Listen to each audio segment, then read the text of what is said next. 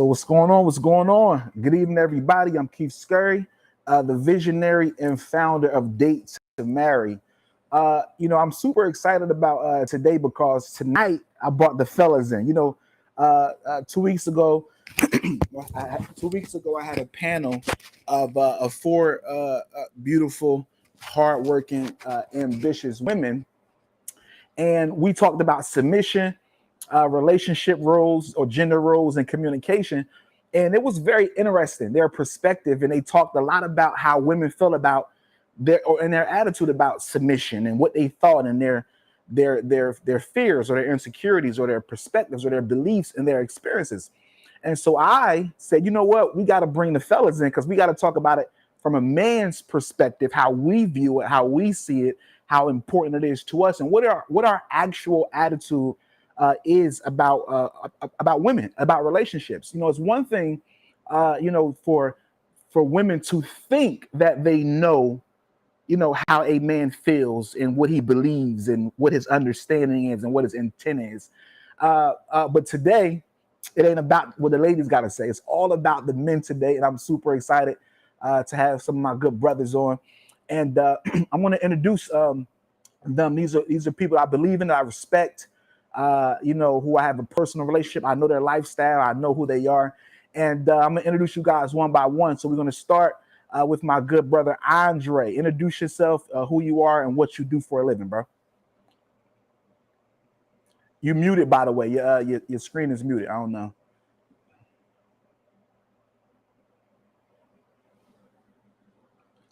All right. It's already hating on us.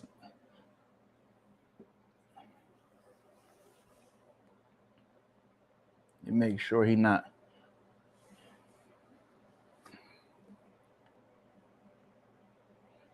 All right. And so what about now?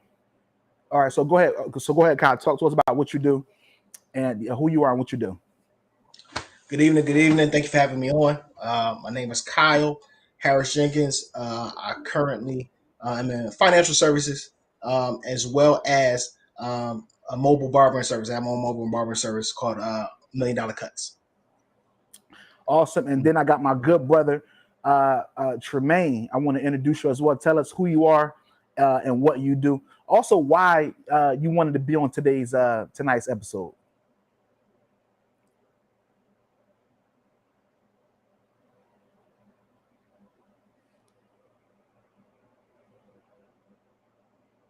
You there? Go ahead, Tremaine.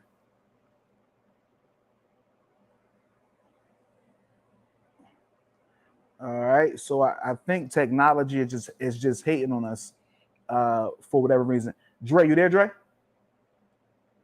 It's still muted. I can't hear you. All right.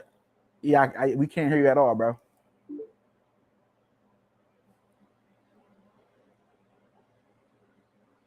One second. Technical difficulties. All right, try again, Tremaine. Can you hear me now? We can hear you now. All right, cool. So yeah, introduce yourself, who you are, what you do for a living, and why you wanted to be on tonight's episode of Date to Marry. All right, well, you're going to have to run them questions down slowly but surely. So what's the first one you need me to answer? Just who you are and what you do for a living, and what brought you here today. All right, well, my name is Tremaine Piggott. My friends and family call me Dot. What I do for a living, I'm an owner of Square Living, LLC, and I'm also a locate technician for Baltimore City. And what brought me here tonight is just, my perspective. I feel like it'll definitely be helpful for those who are married and those who are not married looking to get married. So I feel like I could definitely provide a lot of insight, as to how men should, conduct themselves as married men, but also, what men are actually looking for from women who have the desire to get married. You know what I'm saying? So, yeah. Absolutely. And then let's try to bring Andre back in again. I don't know. I know your audio was tripping, Dre. Can you hear me now? Yeah, it's still. at the bottom of the screen, you should see a mic. Yeah, and you should press it, and it should be on.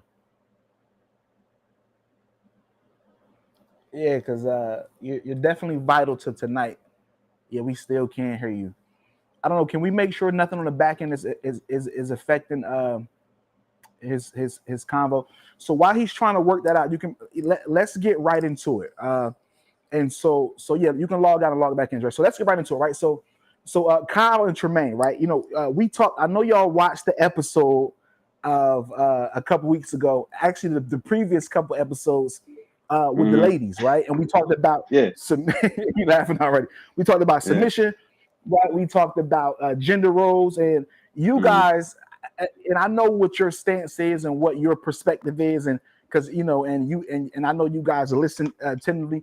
And so I want to start with you, Tremaine, and I want to talk about submission, right? And so two things. One, from a man's perspective, what is your definition of submission, and why is that important to you? I mean, just my definition of submission is just, willing to follow leadership, and not I don't want to say, like question everything, but not give a lot of pushback. You know what I'm saying? Because there's nothing wrong with being a strong woman, but when you have a strong man, sometimes you just got to stand down. Because when you have a man that loves you, he's only going to do what's best for you. So to give a lot of pushback, it'll even make the man question himself. So yeah. And let me ask you this too. So why? So what do you say, right? Because a lot of women today, to the women's defense, they say, "Well, I'm equal to you as a woman. I don't. Why do I have to submit? I don't think I have to submit in order for us to be in a relationship. We should be partners." What's your response to that?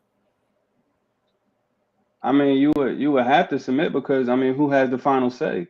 Like ultimately somebody has to have, like the final say. You know what I mean? Like there's nothing wrong with, with input and stuff like that. And, as a leader, because there always has to be a head, like who's the head of the household and stuff like that. So, a man will always, ask his woman's input, but he should also have, the final say, because if somebody bring it to the house, we already know who got to lay down their life. So I feel like if I'm good enough to lay down my life, then you know what I'm saying, I should be also good enough to, lead the household if I'm doing it properly. You know what I'm saying? If I'm doing it properly, because a lot of these women have that insight that they try to give, or they feel the way that they feel because they've been led astray by by the wrong man. So they have they're guarded in a sense, so they feel like their decisions, even if they're successful, they feel like their decisions got them to where they at today. So they should be the ones that lead. But what happens when you meet your equal? You have to stand down respectfully. Got it. And now, Kyle, and a follow up to that question: what does submission mean to you? Is that important? Is it not important? Does receiving it empower you or disempower you? Like, what is your attitude as a man and your stance about submission in a relationship? I believe that there's a misconception that women or women believe that men don't want strong women. And it's actually the opposite. We want strong women. You have to be strong in order to deal with the man, deal with the household, deal with the children, deal with all these different things, still keeping it together. In a lot of ways, the woman is the backbone, in that supportive way. I also think that women don't understand their power when it comes to submission. I really think that they look at it as an ugly thing, when that is the best way to get the most out of any man that they're connected with and dealing with. So if they are submissive to that man will actually, like Tremaine touched on it, lay down his life for her, because there's a level of value that man now puts onto that woman. And no man want to fight with a woman. No real man want, like, that's not what we want to do. You know, so that strength and that strong woman, you know, when she comes with that strength, it's not to be combative, you know, with her partner. You know, it's for them to have each other's back and to take on the world. You know, so I think that that a woman being submissive, actually she'll get the best out of the man. You know, simply point blank period. And why? Like, what does submission do for you Mhm. that a woman should want to do that? Like, how does that help you as a man in a relationship? So when a woman is submissive to a No, I'm man, talking but not a man though. I mean with you. me. Okay, Like if a personally. Okay, woman, okay, nah, we don't, I want to okay. talk about it. All right, Like deal with if me a personally. woman All right, submit cool, to cool, cool. you, right? How does that benefit you? Why should a woman submit to you? Like how do you benefit from that? In what ways? In my mind, when a woman is submissive to me, she will get everything from me. Because submission to me equals respect. And that's how, you know, men, myself included, process love. You know, when it's that respect there, you know, there's nothing that will you know be withheld from you, because you're showing to me personally that you respect my leadership, my guidance, my understanding. You know, but it's not one sided. You know, and when you're submissive, I will also, you know, want to know and want to pull from your insight, because I feel like women have insight that men don't have. You know, so in that realm, in that team, in that partnership, you know, it's at that point that, you know, men pull from that. I can pull from Mhm, that, but mhm. we can't even get to that point if it's like this. You know, Right. in everything, somebody has to be the leader and somebody, you know, has to follow. All right, now Dre, I know you was having mic issues earlier. I hope that the computer not still hating on you, because your input is super valuable, and I'm looking forward to that. And so the same topic and the same thought, you know, as a man, why do you think submission isn't what not even think why is submission important to you as a man, if it is important, and how do you go about communicating your desire for submission in a relationship? Can you hear me? We can hear you. Yeah, welcome back. Welcome back. God. So for me, when I think about submission, it's a two-way street, right? So a lot of times men have been taught that submission only comes from the woman, and that's not necessarily true. There's a submission that must come from a man as well. So when you think about Christ, right, him being the true servant and the church being his bride, he submitted himself to death, Mm-hmm. right? To sacrifice himself for the church. And it wasn't necessarily that the church was doing so good and doing everything right. The church was dirty, but he had to present it to himself without a spot or wrinkle, right? He had to love the church like he loved his own body, Mm-hmm. right? So when you think about that, most teachings don't allow that part of it to really sink in pre-marriage. Like if pre-marriage counseling came with these teachings that we're bringing forth, I think a lot of men and a lot of women will save themselves a lot of pain if they understood what submission meant, because it's not just a one-way street, it's a two-way street. So just like Christ had to submit himself and go through things that he didn't necessarily cause, Mm-hmm. but because he was sent to lay down his life, that takes on a whole nother meaning. Like when just think about the word unconditional love. Most men, if a woman gets smart, you don't love her unconditionally no more. Right. Right? You like, ho, you disrespecting me now. You know what I mean? Like Right. the submission goes out the window. If you know she got a slick mouth, which most women, you know, of the African Latino culture, you know what I'm saying? They have known to have a slick mouth because that's they've been taught to be tough, you know what I mean? And to speak up for themselves and not to let anyone walk all over them. So when we think about the word submission, it takes a humble man that say, I can love you like I love my own body. You're worthy of being followed when you can love that way. When you can say, I love you like Christ loved the church. That's deep.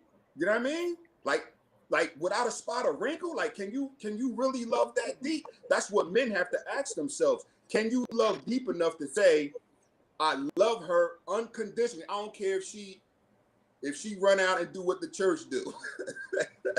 Now the church wild out. When you think about it, the church, they got all kind of disrespectful stuff going on. When you think about, you know, all the different religions that's out there and them cutting up the way that they cutting up, and them, they ain't even want to receive Christ. Right. They was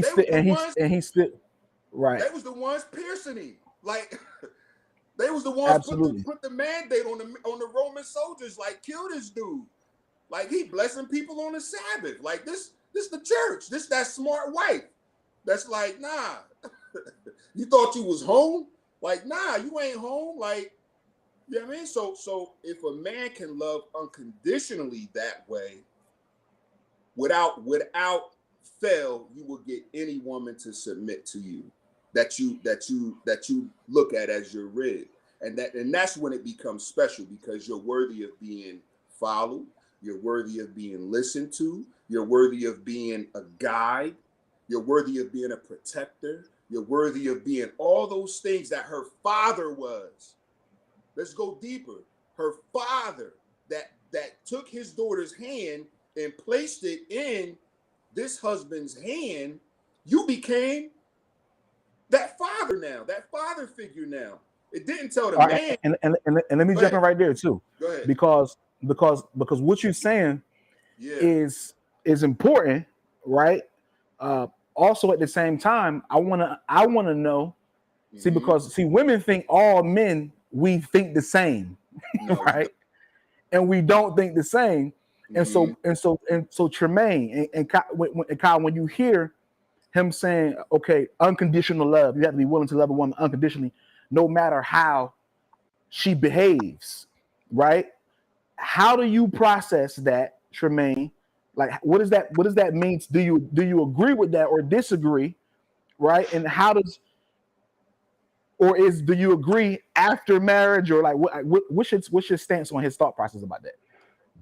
I mean, I do agree, you know, and also I agree when you're married, you know what I'm saying? Because like in the dating stages and you point out them red flags and stuff like that, that's one thing. But, you know, as a husband, you know, certain things like can't exist in your household, like pride, ego, you know what I'm saying?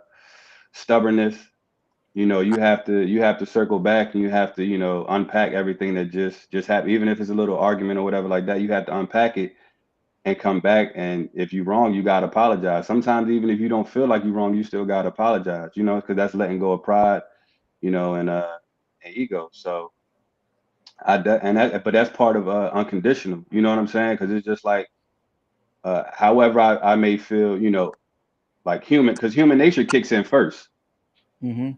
So of course I want to be mad, I want to be upset, you know what I'm saying? But when you really think about it, like, you know, I love this person, you know, I feel this way about this person. Like, why am I not talking to them?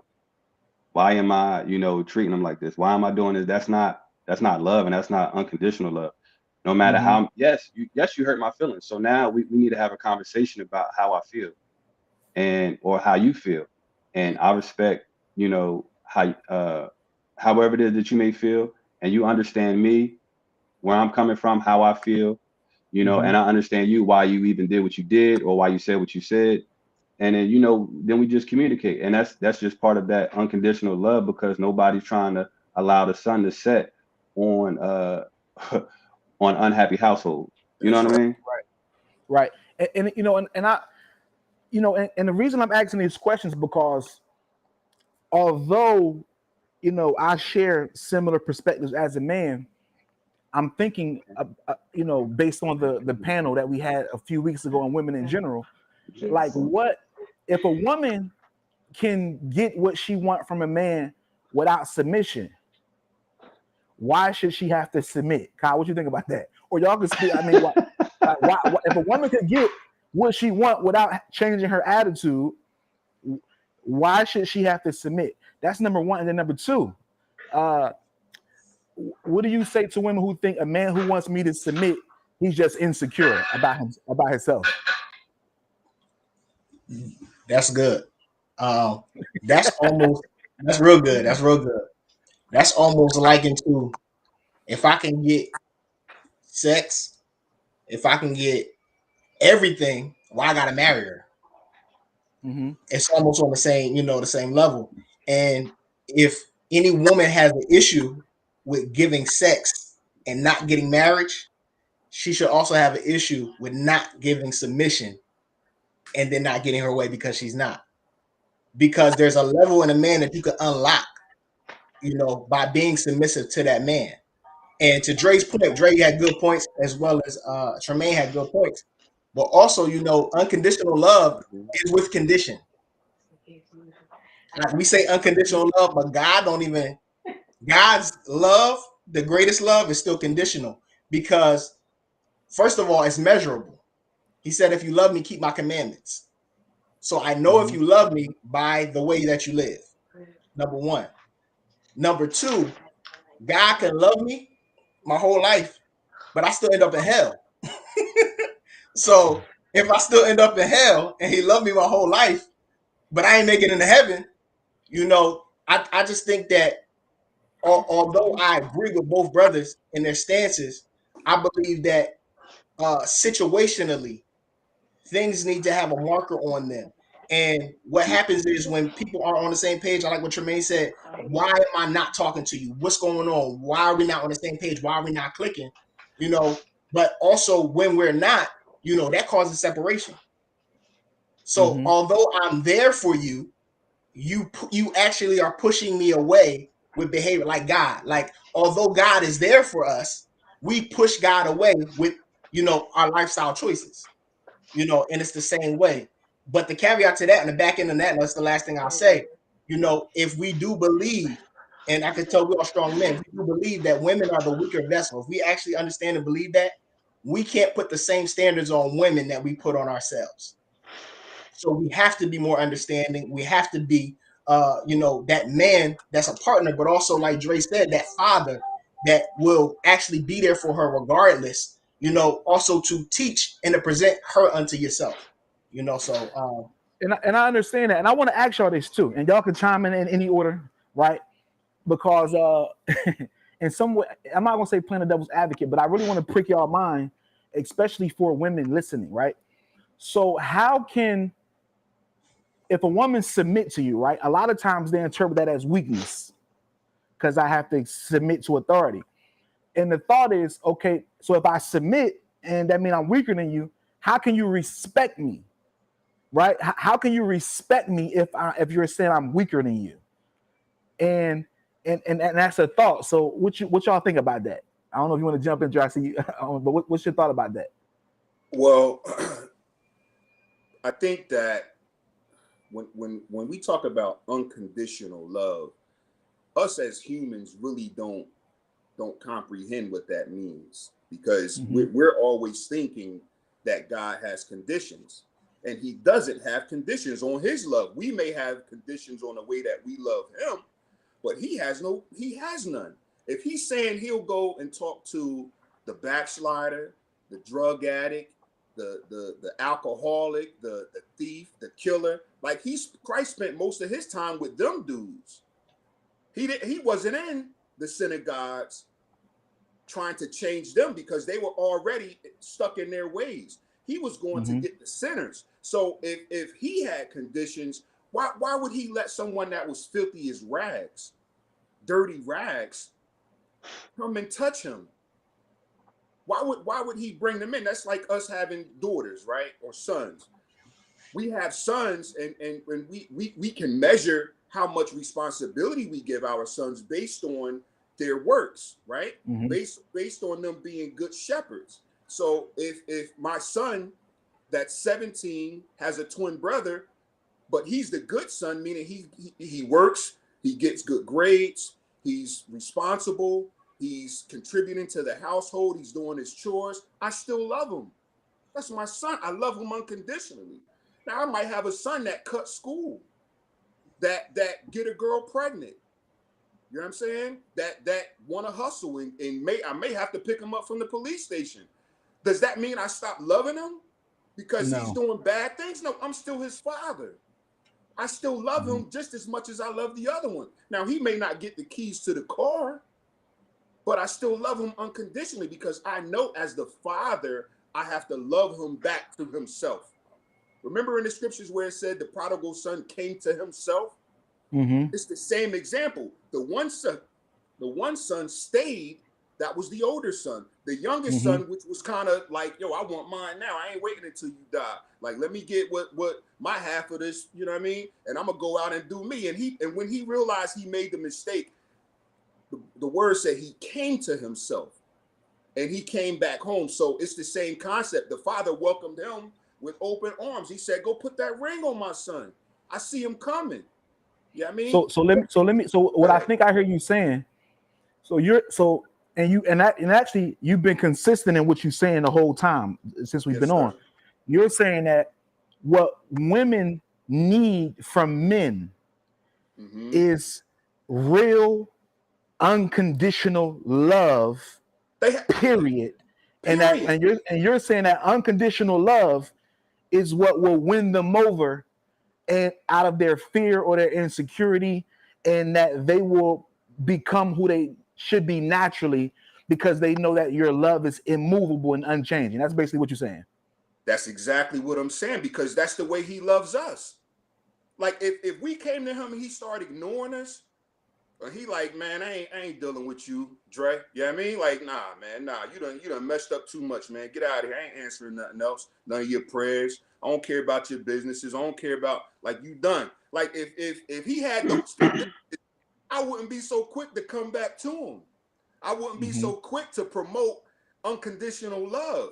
But because I know it and I've lived it, and every time I messed up, it was never him turning his back on me. It was always me. You know what I'm saying? So it's the same thing. When you love a woman unconditionally, she has no choice but to become the best version of herself. Because she's not. And let me go ahead. Right. And I want to and just so y'all understand too, right?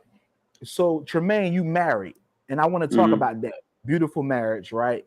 We talk every day.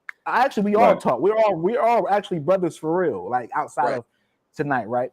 And so now Andre and then Kyle, you're single, right? And so Andre has a family, right? He has daughters, right? So he's coming from a different place, right? Where I know even if he didn't bring up his daughters, right, and even if I didn't bring them up, I already know in his heart he's advocating from a place where, because I got daughters, I know how I want my daughters to be loved. That's you know what I'm saying? And I think that's an interesting angle, because at the same time, Andre, as men, right? You know, actually, Doc, you have a daughter too. Right? Yeah, I do. You're a father. Or how many kids do you have, Jermaine? I got 3, 2 boys and a girl. So 3. So now, and so it's a dynamic. And then Kyle, you have no children, and so it's a very interesting dynamic. And there's an age difference, right? And so I hear the angle you're coming from, Andre, and then Kyle and Tremaine. So when you hear his angle on unconditional love, and then understanding also the reality of where we at today when dealing with women, what's the disconnect, right? Do you think you should have unconditional love from the door, right? Or like why does that not have the type of love that he's expressing not relative or happening consistently in our relationships today? Tremaine, what you think about that? I mean, now you want it from a marriage standpoint, or you want it from like just getting into a relationship? Well, that's interesting. I mean, however you feel led to give or share. Okay, well, from a marriage standpoint, it's very important. And I hear what he's saying, and but when I hear it, this is the frequency I'm on when I hear Dre say what he's saying. Mm-hmm. Now, it's like it's a lot of women out here that's, and I say this respectfully, you know what I'm saying? There's a lot of women that's out here broken.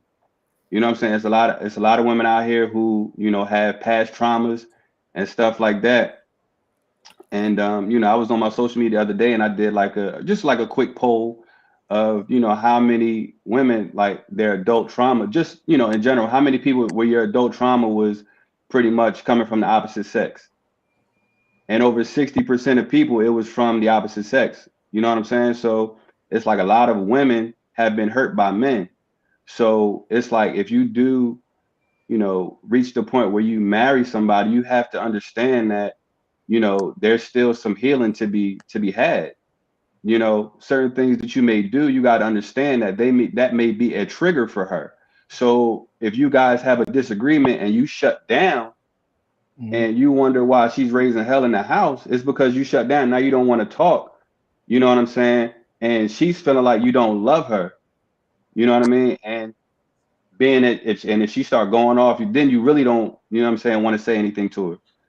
But if you understand, like, this is the trigger for her. This is, something that may have took place in her last relationship and she never got over it. But because I love you unconditionally, I'm tuned in. I understand that. So this is how we're going to deal with it. We're going to talk about it, and we're going to get past it. And, just dealing with that, that unconditional love is, it'll allow you to look at things differently. You know what I'm saying? Instead of taking it as a personal attack, just understand that there is that psychological aspect in relationships that have to be addressed. You understand what I'm saying? Mm-hmm. So it's just like, people go through stuff, and not everybody's seeking therapy and stuff like that. Not everybody's venting, about these kinds of things. But if you have that unconditional love, it will definitely, help get over those traumas, have that healing. And, the only way to do it is through unconditional love, because human nature, you just like, all right, I'm out. And I think what y'all, Tremaine and Dre, what you're sharing is powerful. And again, I think it's powerful for women to hear that there are men who on their own subscribe to unconditional love and are saying, I'm willing to, right? And then a question, taking those 2 points into consideration.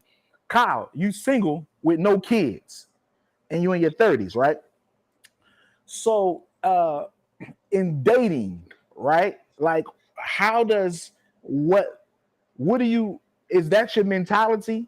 Are you looking for someone who fits like your criteria? Or are you leading with looking for somebody to love unconditionally? Or you said that there's conditions on unconditional, right? So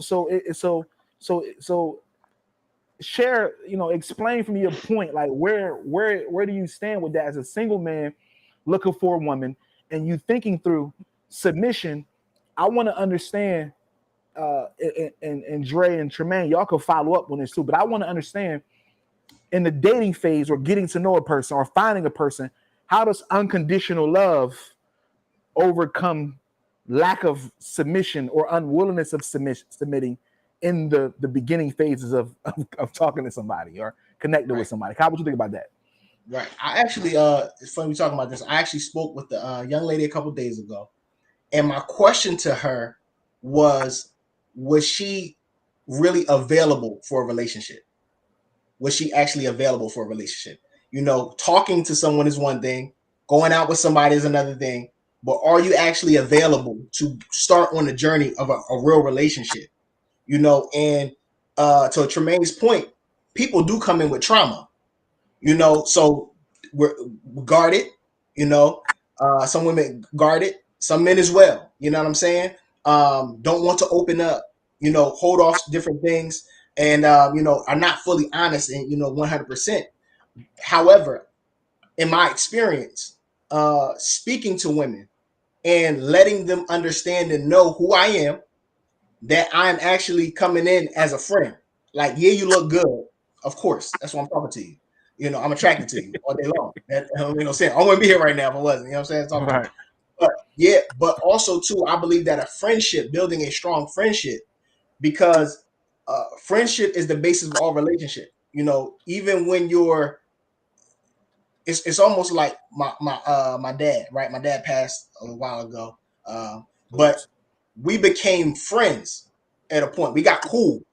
You know what I'm saying? So he was my pop, but at the same time, now we kind of cool.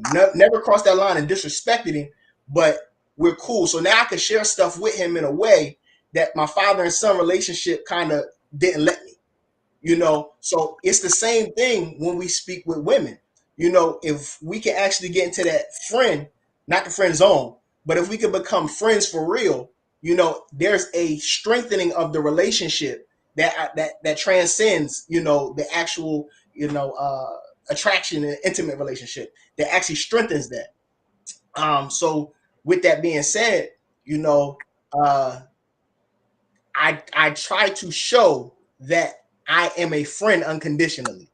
Like, I'm not going to judge you if you honest with me. Like, let's be upfront. Let's tell the truth from the door. Because if I find out later, Then it's conditional.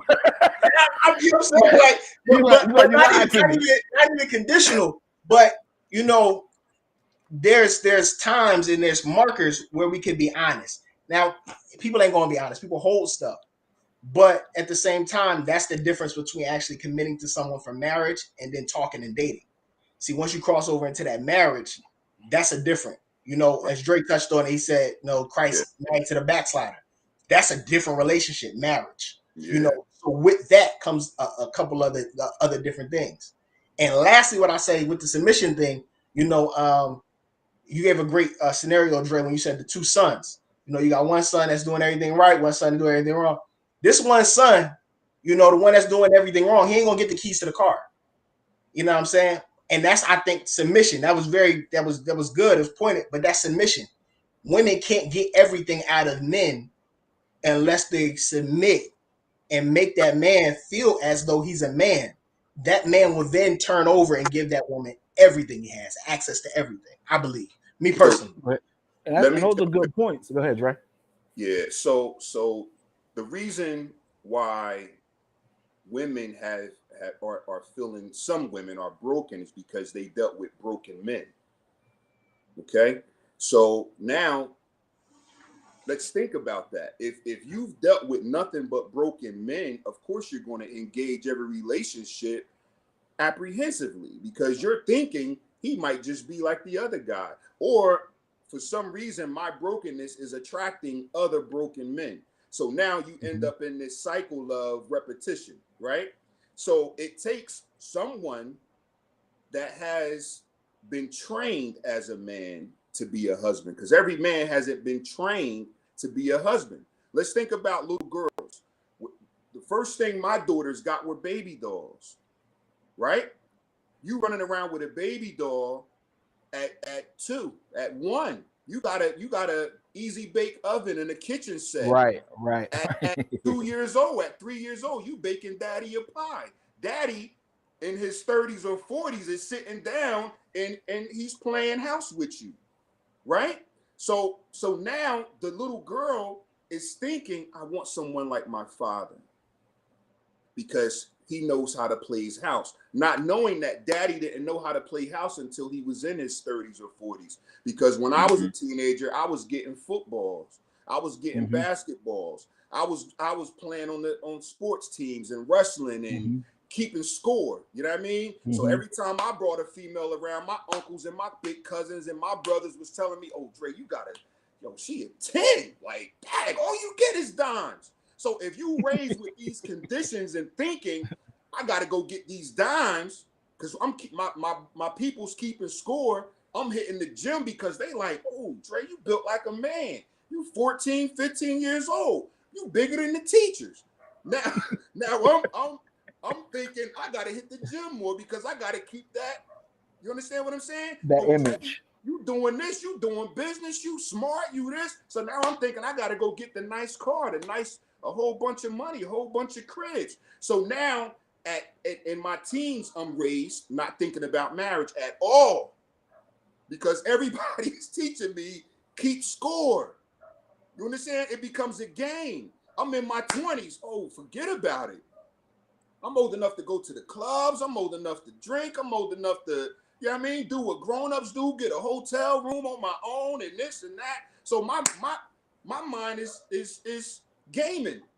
Right. Ain't nobody sit down and talk to me about marriage until it was time.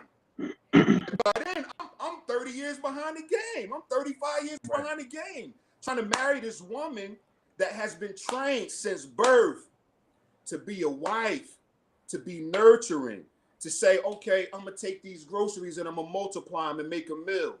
Right? That's what we're training them to do. I'm gonna take this home, or I'm gonna take this house and make it a home.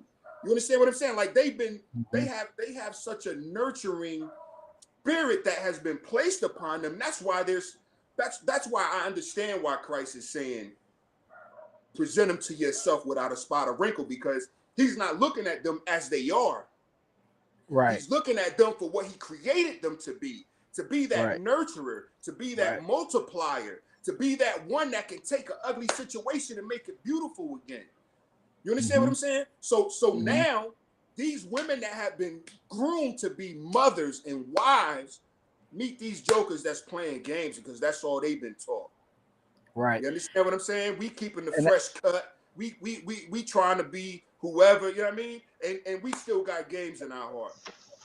So, you know, and that's deep. Broken women, but it's a lot of broken men, because that's how we were raised.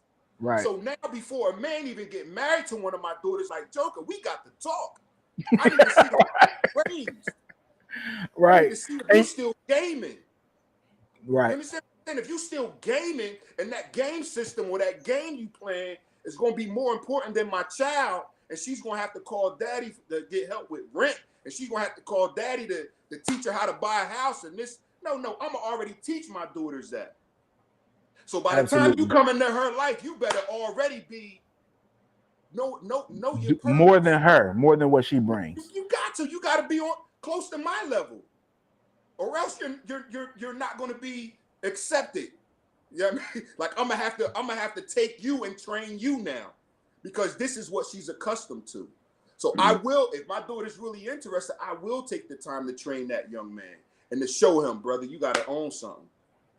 You can't be running around here talking about paying rent and nah, we can't do that forever. My daughter's studying to be a doctor. My daughter, you know what I mean? Like she already a millionaire. Like because of what her father is, you know what I mean, enabling her to have at some point in her life when I deem she's ready for it.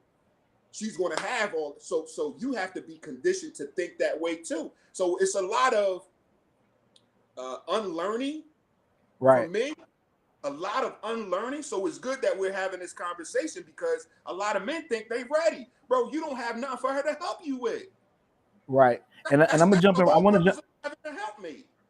Right. And I want and Tremaine, I want you to right. And I want you to jump in. That's powerful what you're saying. Tremaine, I know you was going to jump in on what he was saying. I want to hear that. No, because it's very important what he's saying. And I was actually having this same conversation the other day. And you know, you have a lot of men who will put women down, and they say, hey, you know, well, women are trained to, they're not raised to be housewives or wives in general. But then, I mean, you think at it, to your point, like who raised us to be husbands? You know what I'm saying? Like there's no toy that you can buy. There's no, you know, like a easy bake ATM. You know what I'm saying? Like, you know, like to your point, like we get footballs, we get basketballs, and you know, you get around your uncles and your older cousins, brothers and stuff like that. They ask you how many girlfriends you have and stuff like that. But what I've noticed from being a father, and even even one of my younger god brothers, he was actually raised to be a husband. And you know why? Because he was in the house with his dad 24/7. You know what I'm saying? So he understood, okay, something get broken in the house, I'll fix it. I'm not very handy. You know what I'm saying? I didn't grow up with a father. You know what I'm saying? So I'm learning as I go. And most of my life, as it pertains to women, has been trial and error. But seeing my boys, but then also, you know, knowing, you know, my god brother all my life, I just see how he treats his wife now is a mirror of how, you know, his dad was treating his mom as he grew up, you know. Mm-hmm. So now, as it pertains to me, my youngest son, you know, my wife was like making my plate and stuff like that, and she, you know, my son was sitting next to me, and she brought me my plate, and my son was like, "Oh, that's for your husband." You know what I'm saying? And he's 3. Mm. You understand what I'm saying? So he understands that. He understands that his mom is my wife. You get what I'm saying? And he understands. And he understands roles. You know, so he like, oh, you know, because you know my household is very traditional, right? So you know, if my son will see something, oh, that's for girls, or oh, that's for boys. And he'll be like, "Oh, I'll fix it. You know, I'll fix it, mom. You shouldn't stand on that because I don't want you to fall and hurt yourself." You know what I'm saying? So he's very protective of his mother because he know that I'm very protective of her as well. So, Mm-hmm. you know, to your point, Dre, I'm raising husbands, you know, in this household. You know what I'm saying? Because that's very important because I don't want my boys to go out and make the same mistakes that I made because I didn't have, you know, anybody to tell me like you're doing this wrong or you know you're doing that wrong. I didn't know, you know. And to be honest with you, like this is the marriage that I'm in now. This is my second marriage. My first marriage, I totally messed that up. You know what I'm saying? Not only was it the wrong person, but I didn't know how to be a husband. I just didn't know. I didn't know nothing. But I just thought Mm-hmm. that that's how life works. You graduate from college and you get married. You Mm-hmm. know what I'm saying? But I didn't, and not even saying that I didn't have you know, men that had that wisdom, but I didn't even seek counsel because I didn't even know to seek counsel. You understand what I'm Right. saying? Right. So, you know, that was just definitely a beautiful point, and I just know that if I would have had a father raising me to be a husband, you know, things would have turned out different. They still great now, don't get me wrong, but it definitely, you know, is just making me, you know, raise husbands in my household as well as, you know, a young wife as well. So that was, And I you want know, a beautiful point you made. you know, and that's Tremaine. That's very powerful. It's what both of you are saying, right? And again, I'm thinking from the women listening, right? You Hmm. know, and I'm asking specific questions for their security, for their protection, for their clarity. So, like, you know, we all talking, right? And we sound good. We all sound good, right? And so, but we know off camera, this is not the daily reality for a lot of men or women, right? So how do they get through the mess in a relationship, the deceit, the lies, the betrayal, the cheating? How do they get through these things to find the reality that we're talking about now with men? And any of y'all Legs. can jump in on that. He I said would it. just, He said Keep it. your legs closed. yeah. And, but then you also want to know, you know what I'm saying? Like what kind of circle he got, you know what I'm saying? Because because you gotta think if I'm talk like, you know, Keith, you know, as much as we talk, right? If Mhm. the conversation that we had, the matter of fact, the one conversation that we had helped, you know what I'm saying, help my marriage in that moment, right? Mhm. So then if I'm able to talk to Dre, he's older, so you know I could go to him, you know what I mean, and allow iron to sharpen iron, right? Yes, And sir. I could go to even though he's single, you know what I'm saying, I could go to him as well. But Mhm. it may not even be about relationship advice, but it could just be, you know, about Mhm. entrepreneurship. But it's about building, you know, and just Mhm. allowing iron to sharpen iron. You know what I'm saying? And nobody and neither you three guys aren't going to tell me, oh, just leave her. You know what I'm saying? You're not Okay. going to tell me, oh, well, go do this over here. So Yeah. that circle, that social circle is so important. Like here in Maryland, bro, I'm only around married men who love their Mhm. wives. If you're not loving up on your wife, bro, we can't be cool.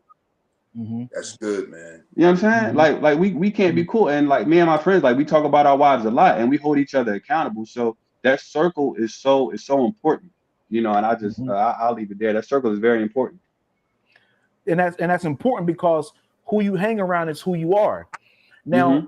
a lot of times we want to disassociate ourselves. We only want to subscribe to that when it's convenient, right? Oh, if you hang around 4 broke friends, you the 5th one. Well, what about if you hang around 4 cheating men? Are you the 5th one?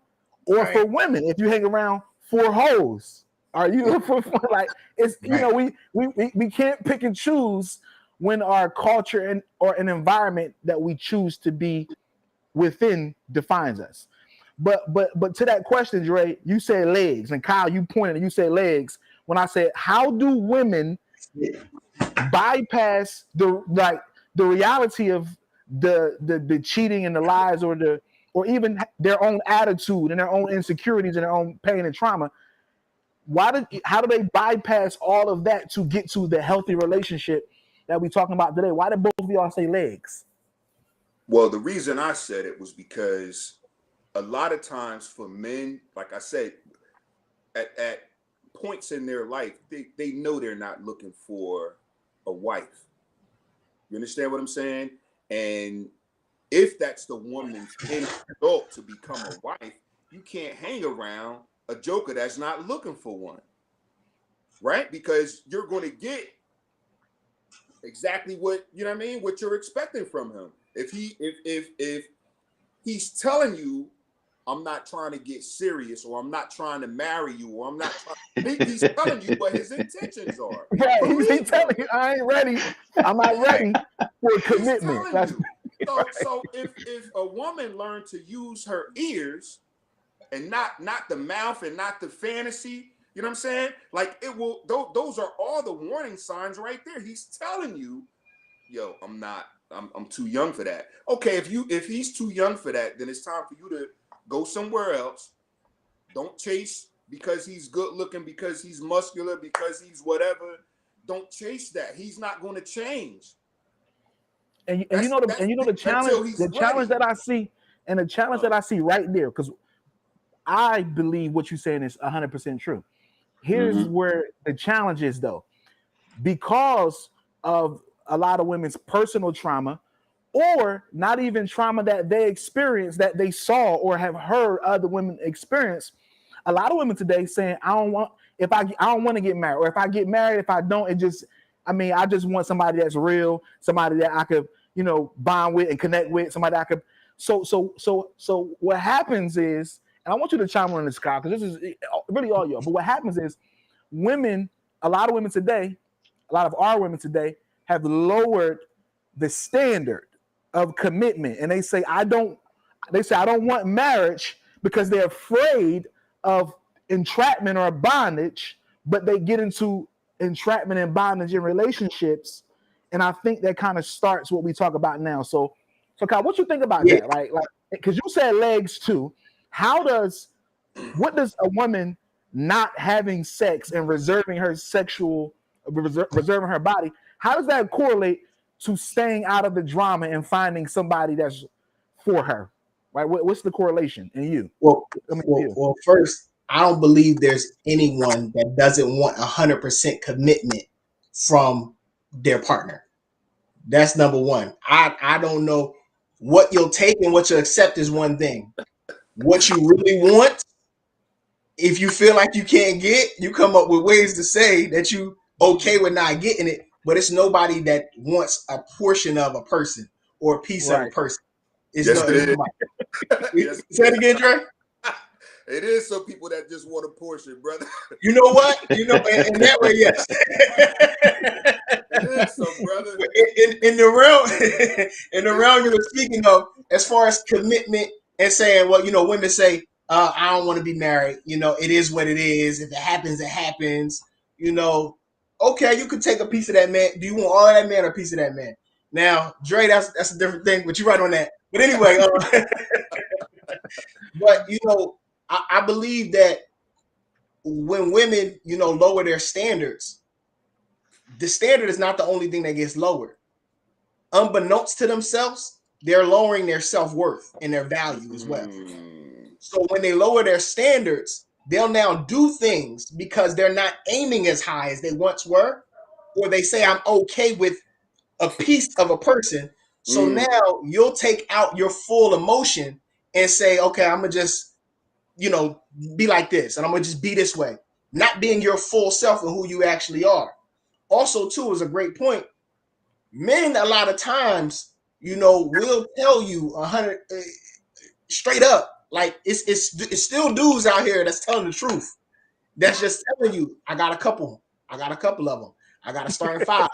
It is what it is. I got a couple coming off the bench. You know what I'm saying? It's deep. The bench is deep. And they letting you know up front, but and I can't speak for women, but I can only speak for some of the women that I've dealt with. When a woman wants what she wants, she's willing to do what she wants to get it. When she sees that man or she sees something in that man, whether it be for marriage, she's willing to do whatever she can to get it, Mm-hmm. And women give themselves and they have sex with these men, and if women would hold back on this, is giving the game up, some might say, but if women will hold back on sex, they will actually be able to see more clearly. Absolutely. That's how my wife got me. Absolutely. See, sex clouds the mind. Sex clouds the decision making, all of that. So once you already have sex with them, you now entered into a realm where your body does not necessarily want to detach from this person. So now it takes time for me not to be around you, not to talk to you, that now I can get away from that connection that we made. And then, it hurts. It hurts to even try to take that time away. It hurts. It definitely hurts. And so when I agree with Dre with legs, I just feel as though some women, they would save themselves a lot of heartache, if they just chose to keep their legs closed, or they just said, maybe this ain't the one for me. I'm gonna give it some more time, not have sex and see where it goes. And if you're still here, to that you can point, talk. Right. And to that point, and not to cut you off, I want to, because this is important for, and again, I want women to hear, because women, a lot of times we think that women still believe that there are good men out there, right? But after a lot of conversations, I'm finding a lot of women really don't think that there are men that want to do the right thing, and that there are men who want to do right by them. So that's why, what you guys are saying with the transparency is important, and to touch on the point when y'all said legs, see, women, they have to understand, and women that's listening, you have to understand that the woman who refuses or who holds back sex from us, we trust you more. Absolutely. We trust you more.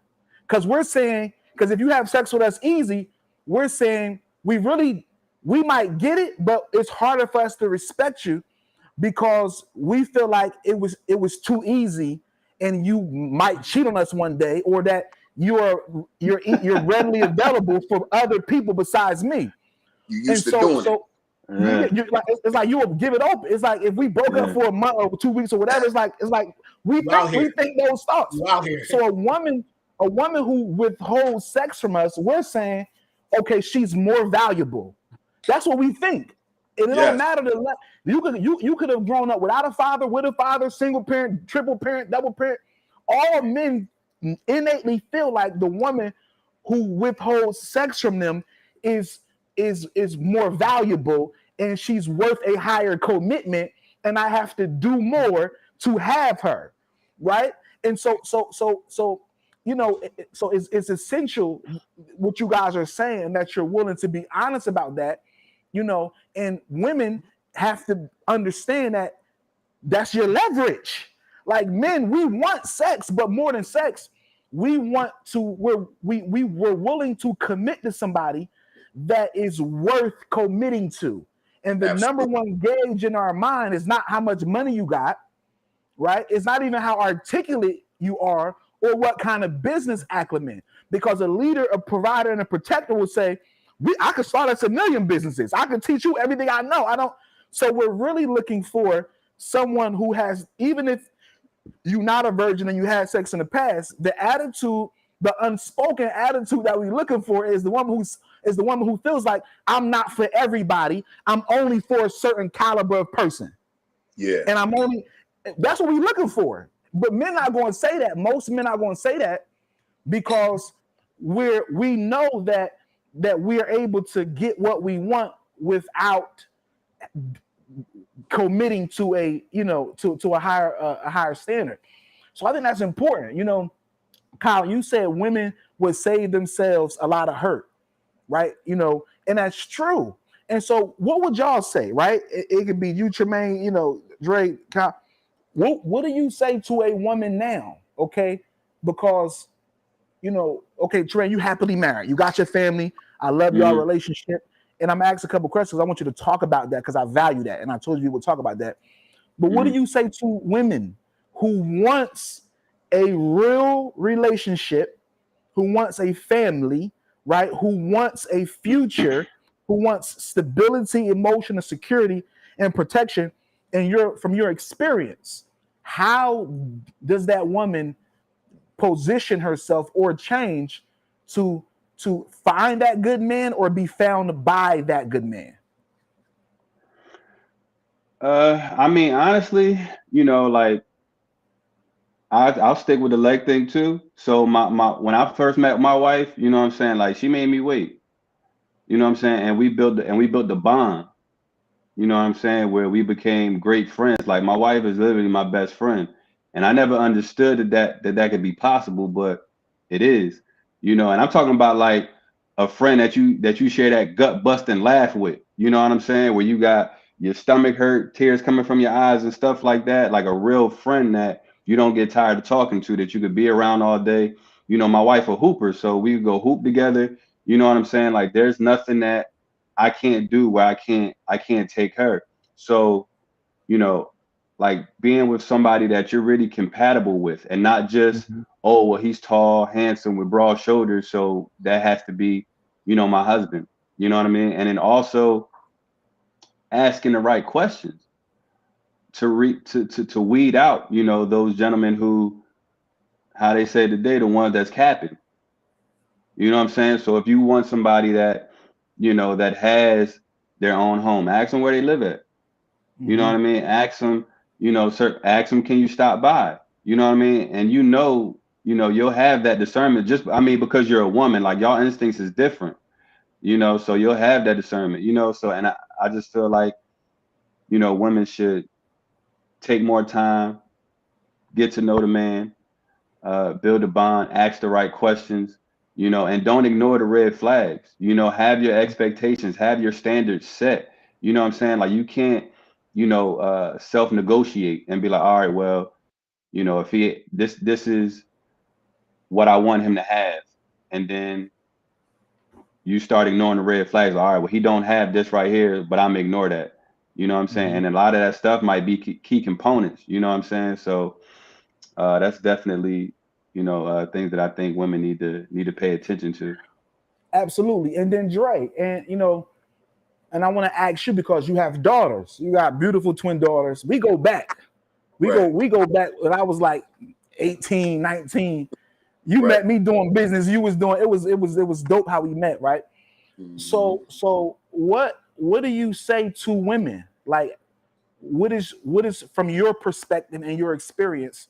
Mhm. How do the young women today who may have been hurt, may have been betrayed or broken, how what's your advice and your recommendation to them to navigate through that to find the type of relationship that's permanent for them and that's healthy?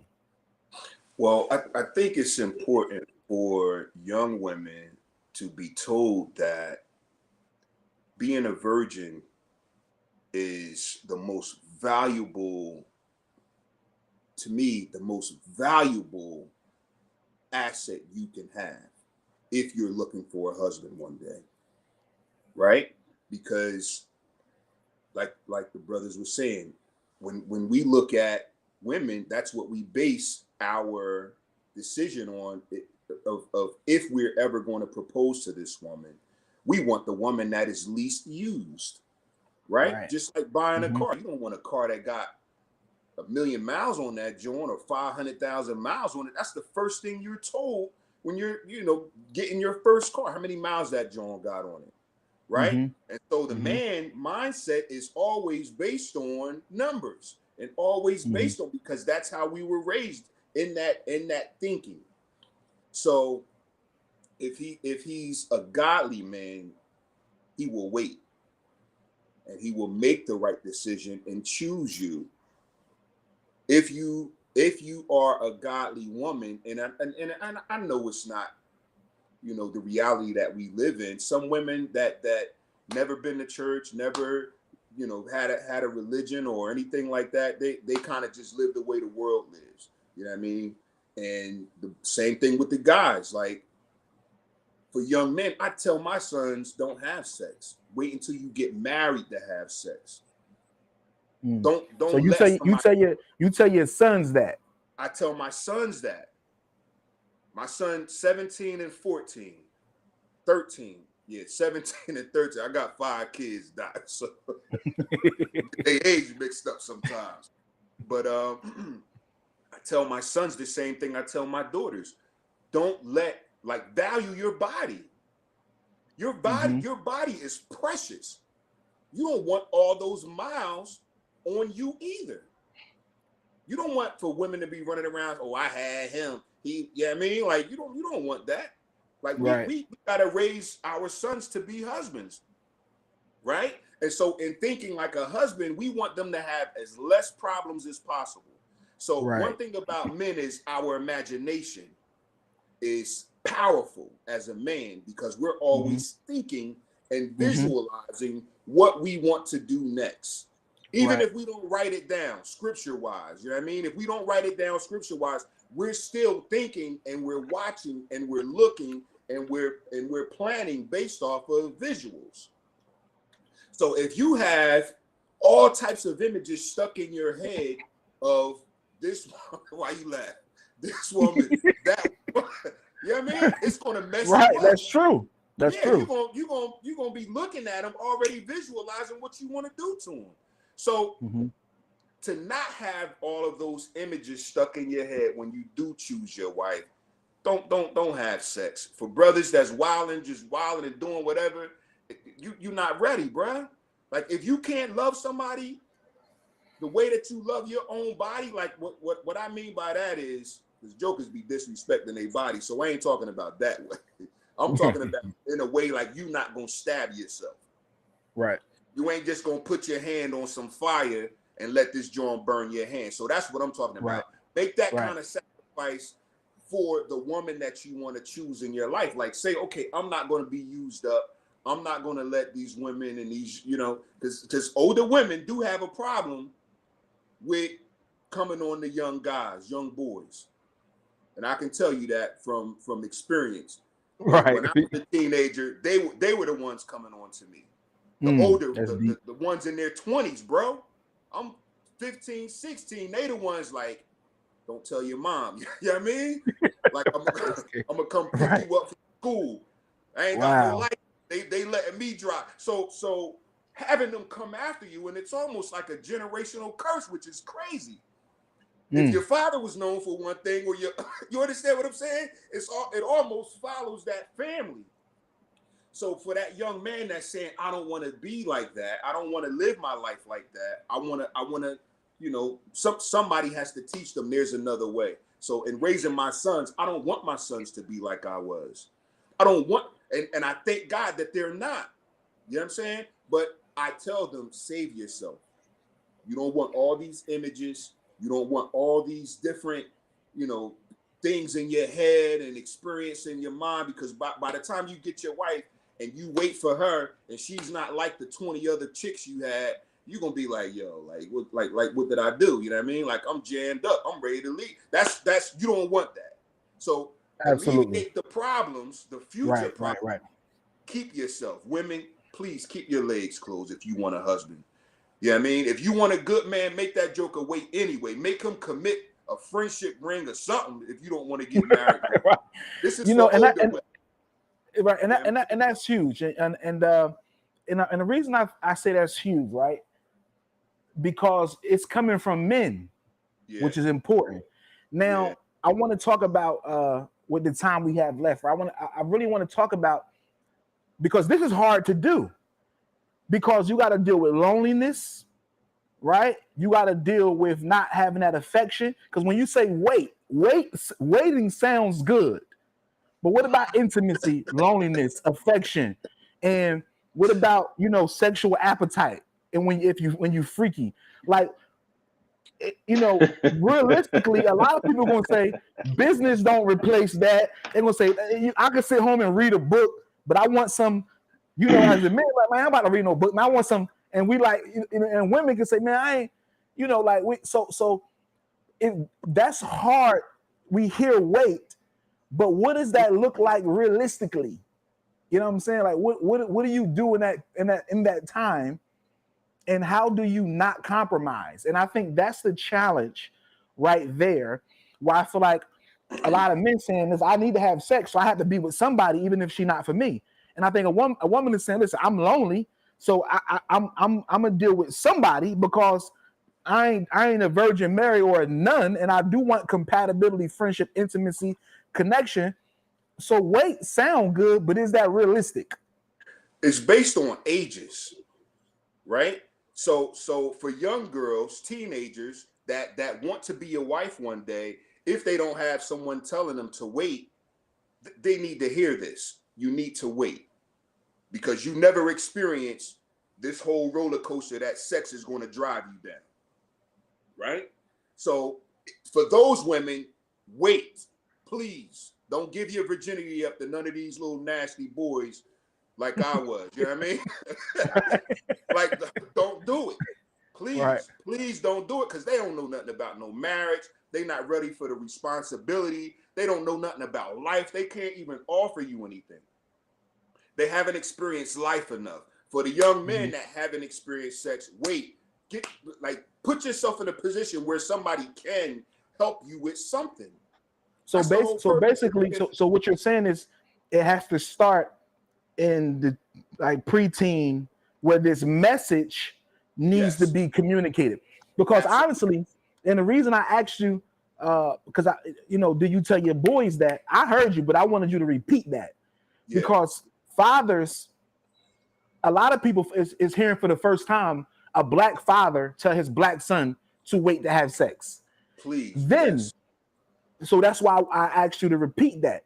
The second thing, though, just being honest, a lot of black mothers, because of their experiences at an early age, a lot of black mothers are not telling their teenage daughters around 14 and 15 and 16. Like, they don't want them to have sex too early, but at around 15 or 16 or 7, around that age, a lot of black mothers are not telling their black daughters don't have sex, right? It's not, that's not happening a lot. So, and this is why it's important, because one of you guys said something earlier. I think it was you, Dre, where you said a lot of people, or maybe you, Kyle, you said a lot of women have been hurt by men. The reality also, though, is a lot of trauma comes from family during the upbringing. So a lot of times before a woman had the opportunity to be hurt by a man, her dad wasn't there and she hurt by him. You see, so his absence or his abandonment or his abuse or neglect, a lot of times our women grow up with that image of the man that she puts off on other black men before he even had a chance to hurt her. And so how do we, as a man, how do you deal with a woman who grew up broken? And then likewise, or before I say likewise, then how do men, you identify a woman who grew up that way and doesn't know any other way? And then when you flip the scale, the same thing for men.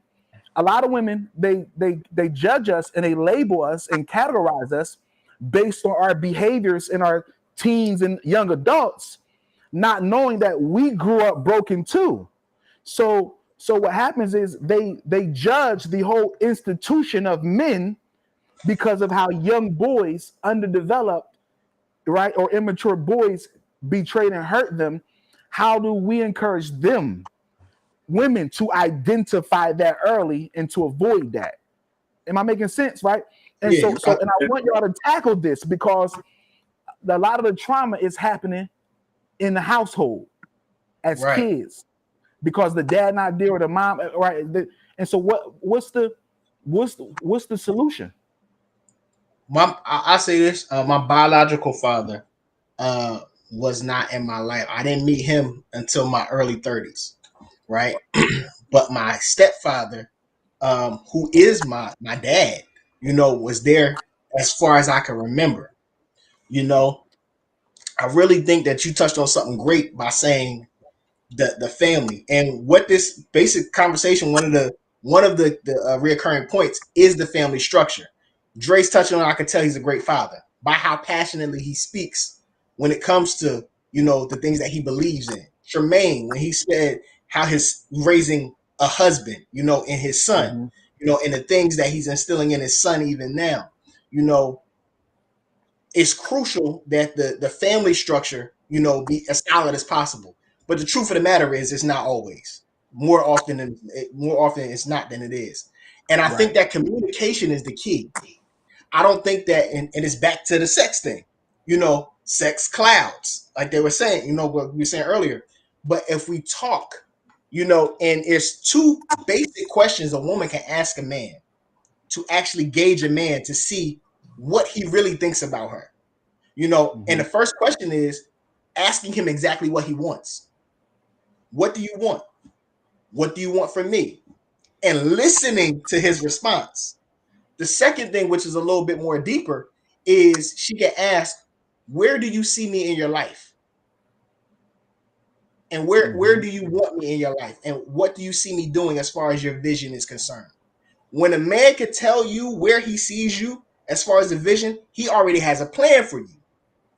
You see? But if there's no plan for you, you hanging around and waiting for him to create a plan where he already saw you, he already surmised you, and he still has not made a plan for you. So, Mm-hmm. I think that women, and this is speaking to the women that are listening, they try to kind of push their way in when a man is not healed yet, still has his own trauma, still not fully, healed. Like I said, still has his own trauma, but dealing with things in the midst of meeting him. He's still dealing with stuff right now. And you're trying to make a space where he literally it's a cluttered place. It's no room. Mm-hmm. He hasn't cleared out any room. So I think that above, wanting to be in somebody's life and wanting to connect with them, you actually have to see how they see themselves, which takes communication, Absolutely. and then how they see you and what they want for you. You know what I'm saying? Absolutely. Without that, there's nothing. And that brings me to an important point, Kyle, that you're making. Because we're still talking about submission, right? And it, but when you start talking about submission, it opens up a lot. It unravels a lot. And so submission to me is essential and it's important, right?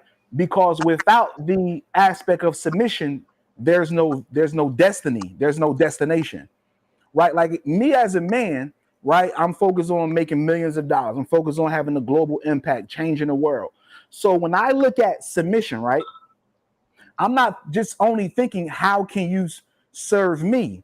I'm looking at how do you fit into my vision and how can I make my vision beneficial to you and what part you can play, right? What role can you play? If we're going to create generational wealth, it got to be a team. I got the plan. I got the trajectory. I got the layout. I see it in my mind. I dream about this. This is what I do. I'm passionate about this. And I need you to follow me. Come with me. Stimulate me. Motivate me. I'm going to handle X, Y, Z. You handle X, Y, Z, and we're going somewhere. I think so. I think one of the things that women don't understand, and even men, I think men, we require submission with no mission or vision, right? We just want it because it empowers us, but it's supposed to stimulate and empower you to want to do something with it, right? Like, where are you going? What's the benefit? What we going to accomplish? And women have to, two things. Women have to say, okay, how does submission? Well, really three things. One, how does submission benefit you? What does it do for you? submission really, it empowers us. It emboldens us. It strengthens and stimulates our self-image. We develop innately a sense of control, of a sense of ownership, right? A sense of a deeper, a bond, a deeper. It's like now it's us. Now I gotta protect us.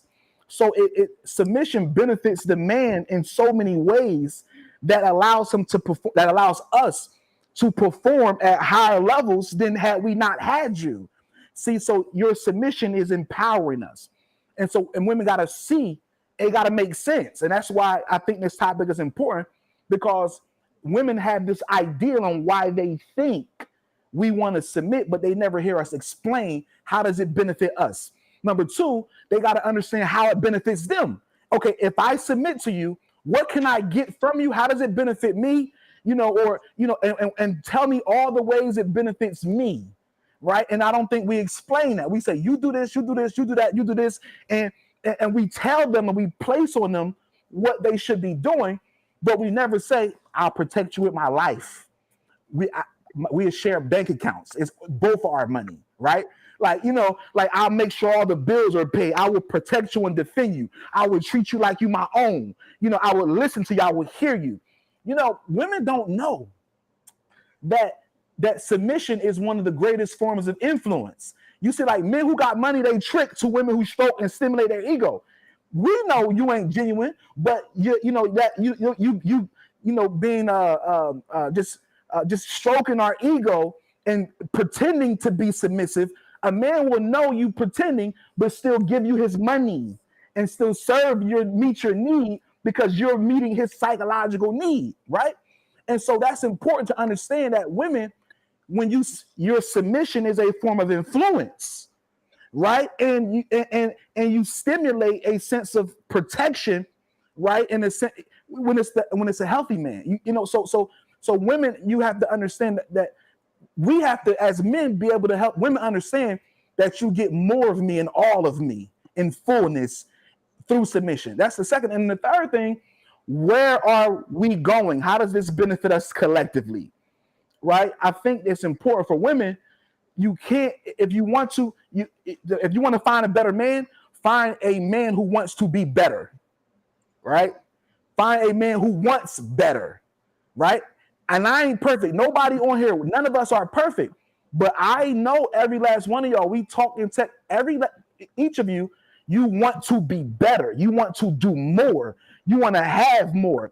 Dre, you was a millionaire when I met you, and I can't even talk about how much money we made. You took me to buy my first 7, 8 properties in Clinton. I was 19? You was like, all right, Doc, here go the titles. This how much it costs. I'm like, and this was at the time where I was thinking about buying Rita's Ice from Dell. That was Dell, right? You know what I'm saying? So you got me into, and it was Rita's Ice, and it was what's the other business he had? Edible arrangements. Edible arrangements. And he was like, and we was going over funds, and he was like, you could buy this one, and I was looking, and he knew I had the money, but I was like, I had a relationship with you, and that's when you got me into real estate. So I went in a different direction, right? So, but me, and I think I was like 19 when I met you. You was probably like 31, somewhere around there. Right. You had a plan.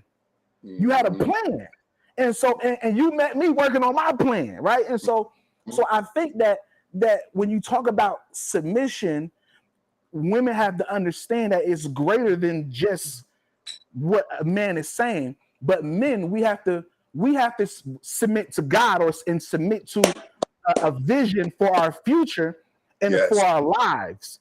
Because a man who don't submit to a higher power, he think he God, basically. And if he think he God, it's whatever he say go. Men who submit to God, we know it ain't whatever we say go, it's whatever he say go, and we have a greater accountability. You know what I'm saying? So I just think this is very important when we talk about things of submission, and we talk about roles, and we talking about our experiences. That we as men, we take the lead, not just trying to lead women, but we should be leading ourselves and leading each other outside of women before they even come into our lives. That's And it. then when women know that there's a group, a community, or a nation of men who they got a vision, they got a Yeah. plan, they getting in shape, they healthy, they focus, they can say, okay, so a woman, because women are smart. And when they'll watch you, women know, right? Like women know if they're gonna sleep with you when they see you, right? They know what they can get from you when they meet you. They know, like, women just smart like that. That's why I value women. But I think that as men, if we focus on our purpose, why we are created, and we hold each other accountable, like what we're doing here, right? Like Tremaine, you every morning you text me treadmill, bro. You be like, and that's all you be saying. Dre, man, you used to go to the gym all the time, right? You know what I'm saying? Like, bro, you keep consistent. And Kyle, I'd be like, so that accountability, Tremaine, you said that earlier. You said it's your circle. You know what I'm saying? Like, women, you have to know what healthy is and look for healthiness. That's Not right. just happiness, though. Not because anything temporary can make you happiness is a state of mind. A lot of stuff can make you happy, even especially unhealthy, like McDonald's. That made me happy. Oreo McFlurry, sex without commitment, that made me happy too. You know what I'm saying? And so I think that as men, we have to be better examples of healthiness. Yeah. We have to create better groups of accountability, and we have to subscribe to something higher than just relationship with a woman, right? We gotta be, because a woman can't submit to somebody she's stronger than, which brings me back to one of my last points that I want y'all to chime in on this, right? Do you think that a man, right, or a woman, do you think that women who do not have a desire to submit at all, that they can ever attract and retain a man who can actually lead them into a more profitable, productive, prosperous future? Absolutely. Okay. Absolutely. Some of the strongest women I've met in that are professionals, that was already making six figures. You know what I mean?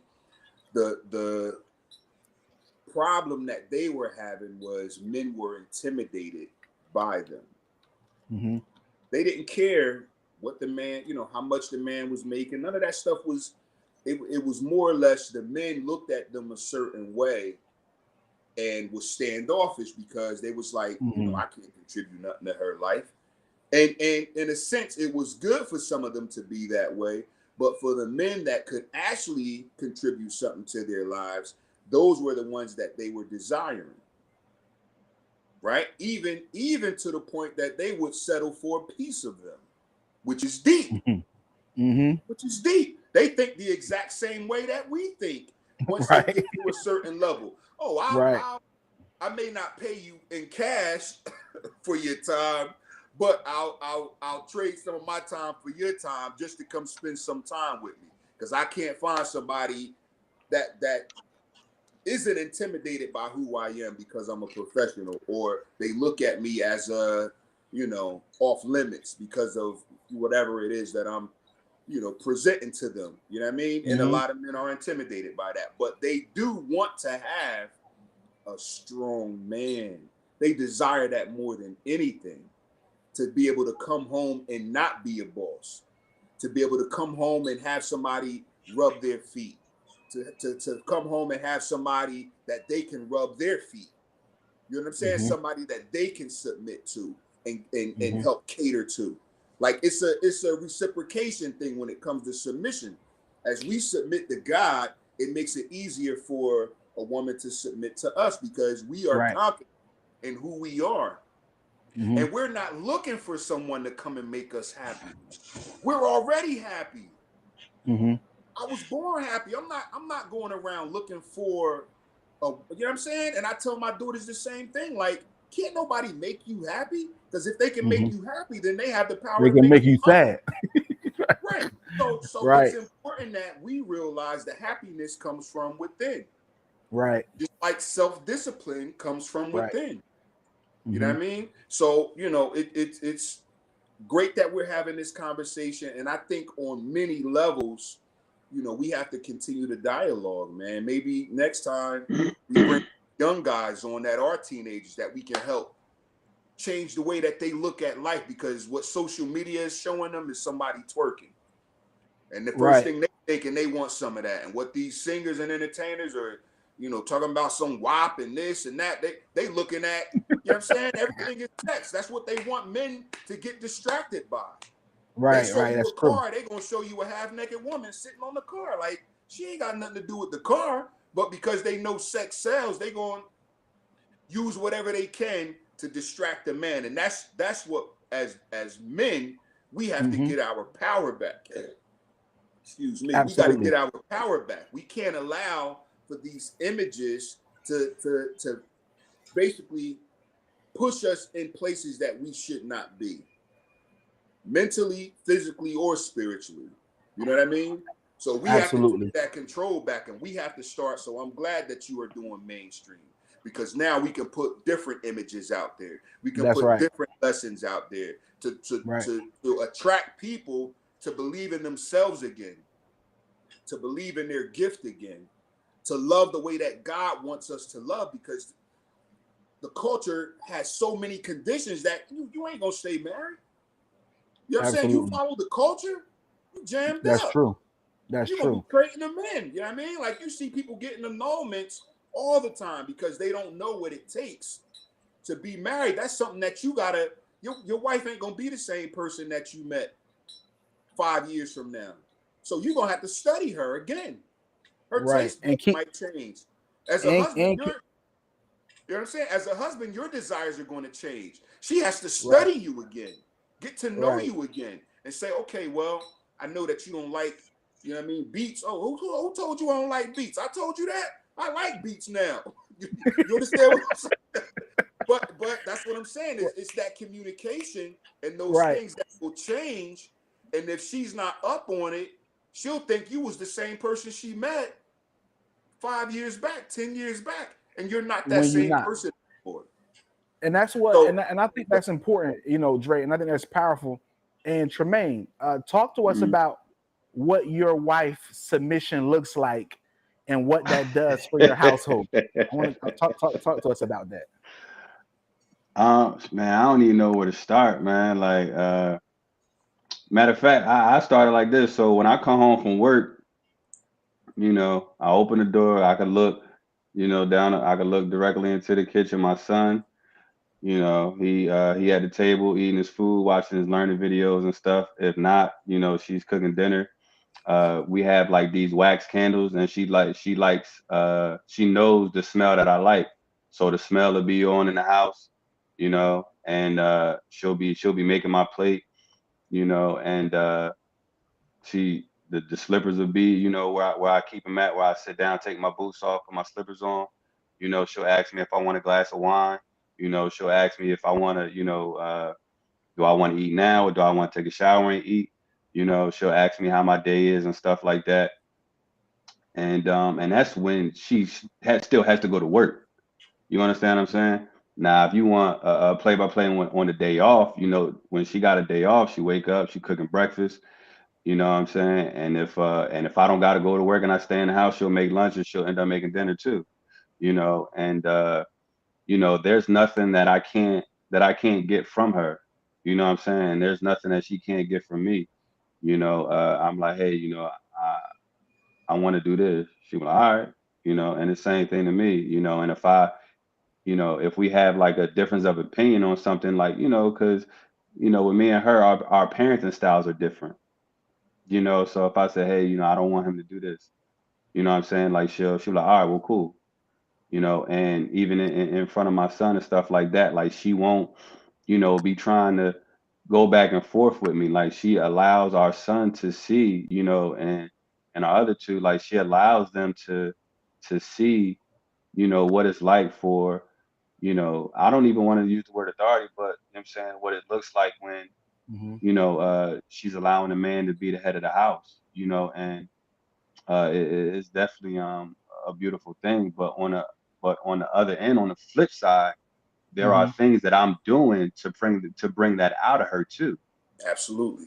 And talk You about understand that. what I'm saying? So I mortgage, I take care of that. You know, household bills, I take care of that. You know, and I give her you know, an allowance every week. You know what I'm saying? Every week, you know, I put something in her, you know what I'm saying, in her account or whatever like that.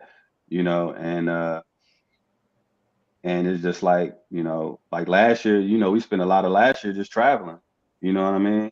And she didn't have to worry about nothing. So, you know, it's like that. There's also that financial security. There's Mm-hmm. that physical security. There's that Mm-hmm. spiritual security, you know, because you know, when she's not around, I pray for my wife all the time. You know what I'm saying? And there's that psychological security as well, because she knows that like I'm not gonna do anything that's gonna, you know, hurt her. You know, because Mm-hmm. people deal with hurt differently. You know what I'm saying? Not everybody has that emotional intelligence to deal with certain things. But, you know, I just try to make sure that she's protected at all times. You know what I'm saying? Physically, spiritually, and mentally. You know, I just try to make sure that she's good. So being that I'm doing those things, she does the same for me, you know, and yeah, man, her submission, because she serves me, bro. Like I don't, you know what I'm saying? I don't make my plate. Like she get mad when if I try to go make a plate. You know what I'm saying? Mm-hmm. Like she and another thing too, Dre, you mentioned like studying, like she knows what I like. She know I Mm. like when you wear them little shorts around the house. You know what I'm Right. saying? And she knows I like, you know, when she got her toes done, and you know what I mean? She you know, like bro, like I crave, like she got it to the point like she's like her submission is so dope. I crave her. You understand what I'm saying? That's Mm-hmm. beautiful, bruh. You know what I'm saying? Mm-hmm. Like where it's like don't wear that in here. Like the kids are still up. You better stop playing. You know what I mean? Like, Like you and it's gonna get just it. but it's just through her service. You know what I'm saying? And she Right. don't serve me Right. like no servant. She serves me as a queen. You get what I'm Mm. saying? Like I don't look at her like, yeah, you better bring me my glass. Like no, like when I'm in the living room and she allow me to just like sit back and chill, and she's bringing me, you know, my drinks and my plate and stuff like that, bro. Like the Mm-hmm. way that I look at her, like you know what I'm saying? It's like she has no idea. You know what I'm saying? Like I've tried to express and stuff like that, but bro, like if women could just like understand that you're not serving like a servant, like you serving like a queen, and that means so much because you know to come home to that. I don't Mm-hmm. conquer the world. I can't wait to get home. Like that's what her submission does. It gives me the mindset where I can't wait to get home. You know what Mm. I'm saying? Like I get off Mm-hmm. work, don't call me. No, I'm not coming. I'm going home. You know what I'm saying? Like if I be at the gym hooping, you know, some dudes hoop 3, 4. Nah, you leaving? Yes, I'm going home. I love it there. Mm-hmm. You know That's what Mm-hmm. I'm saying? beautiful. Like so her submission is everything. You know what I'm saying? And it's everything, you know, for me, you know, spiritually is everything for me physically, and it's definitely everything for me, you know, mentally because it's my place of peace. Mm. Like because Mm. she makes sure like that's her number one goal is to make sure that I have peace when I come home. Mm-hmm. You know what I'm saying? So it's like I could beat a dead horse, but it's just such a beautiful thing, you know what I'm saying? And I try to let her know through my actions. Yeah, You know man. what I'm saying? I definitely try to let her know through my actions. Now, mind you, she'll even submit when I get on her nerves, bro. Like she Mm. mad at me in the whole nine. I done forgot to do something, or she done had to put her hand in a trash can or take some trash out or whatever like that, which is my job. Like, and she should be upset, but she still doesn't let you know how she feel get in the way of her servitude to her husband. And I don't let any argument or whatever that we have get in the way of me fulfilling my role as a husband to her, as a protector, as a provider. And bro, and that's powerful. And one more question: how do you Hmm. know she's happy? I mean, but Oh, not like for real, by conversations that she has, you know, like with her friends when I'm not around. Mm-hmm. Uh, I know that she. Matter of fact, because of our youngest son, that's how I know. Because he could feel it. He could feel it. He look at his mom and say, "Mama, you happy?" And you know, kids don't lie. They don't lie. Right. And kids are smart. And kids have a level of discernment that, you know, as adults we don't get them credit for. Mm-hmm. Because think about when you was a kid, you know what I'm saying? You know, you know, mom ain't had a, you know, the money for the bills, or you know, you eating pork and beans and hot dogs and stuff like that. Yeah, she's smiling and stuff like that, but you could feel it. You You know what I'm know. saying? And my Mm-hmm. son, like, he feels it. You know what I mean? And just those days where he says, you know, he just looks up at his mom. He's like, you know, mom, you pretty. And like, mom, you happy. You know what I'm saying? And then not only that, it's just everything around this house is done with love. Mm. Wow. Like that's another reason, like, uh that I know that she's happy. And then for what it's worth, I ask her. And then Mm-hmm. and one thing that I appreciate about my wife so much is like she'll keep it 100. You know what I'm saying? Like, because it's been times where, you know, because we've been married for 6 years, so you know Mm-hmm. we've had our ups and downs, and Mm-hmm. we've been like knowing each other for 13 years, going on 13 years this year. Mm-hmm. So you know, like she'll be like, yeah, like, no, I ain't, you know what I mean? Like, I'm not happy. And but luckily, you know, that's not the case. You know, all glory be to God. But you know what Yeah. I'm saying? But that's how I could tell. You know what I mean? Those are the ways I could tell. You know, and that's powerful. And I wanted to. That's why I asked, because I want to end on that note, right? Because and I told you I would. I Right. said, bro, because we talk, bro, and Right. we talk, and it's powerful what you have. And I've Oh, it is. known you since a kid. We've been Hmm. best friends. So we was 15, 16, playing Man, ball. 13, 14, Hey, yo, 13, 13, 14, you 14. actually 13, Yeah, 14. You right yeah, yeah, though. yeah. Because I was Yeah, because we 14, we start. met at Franklin Park. Right, right. And Dre, Yeah, you know where yeah. Franklin Park at over there out in Hamilton, between Trent and Hmm. Hamilton. And Yeah. Yep. so I think that's beautiful, bro, and that's powerful. And your wife is a powerful woman. And that's a prize. That's a prize, to Yeah, for desire. sure. And that's what God talks about, right? And and the reason that I wanted to highlight and spotlight that, because every man should desire to be everything for his one woman, and Mm. every woman has to know that God is already working on that kind of man who wants to be everything for you. See, what God has for you, he already started working on it. He just waiting for you to accept it and to make the adjustments to meet him, right? Mm. And then women, and then men. See, any man that's watching was watching your face while you was talking about that. And Yeah. Hmm. they say, man, I desire that. That's, man, I want that. And I want men to know that that God has already been developing a woman who will make you want to come home and look forward to it. Like, this is Mm. the happiest place I could be out of everywhere in this world. That's where I want to go. This is who I want to talk to. They 13 years in, and he like, we best friends. We talk about everything. It's my happy place. I'm not about Hmm. to I'm not about to run 5 games with y'all. I'll run 3. But after 3, I'm running home because I got my, Yeah. what I'm saying. So I think that's powerful. And listen, but I love all y'all, man, I'm so glad that we was able to have this conversation. And we're just getting started, right? Like, Yeah. this is the kind of healthy, authentic, transparent dialogue that in the Black community we need. Period. You know what I'm saying? Man. Hmm. And that's brothers, the brotherhood, and women. Women ain't dumb. They watch and they can listen. They know what's authentic from not. And that's why I think it was extremely important to have y'all on here, because I know that I've seen myself in everything y'all said in different capacities and vice versa. And people can hear and watch and listen to us. Say, I see myself there. I see this. And so man, we really appreciate y'all so much. And closing remarks, Kyle, Dre, excuse me, and then Tremaine, closing remarks. What y'all want to say to the people? I'm gonna go first. First of all, thank you for having me on. You know what I'm saying? Being a single man, you know, hearing from these two brothers on the married side, you know, it was really refreshing. You know, it was really refreshing. I hold marriage in a high regard anyway. But to hear, it was beautiful, Tremaine, how you spoke about your wife, man. That was awesome, man. Thank you. That was touching. Nah, for real. Like for real. I know every brother that's listening, you know what I'm saying, when they play this back, they be like, she got a sister?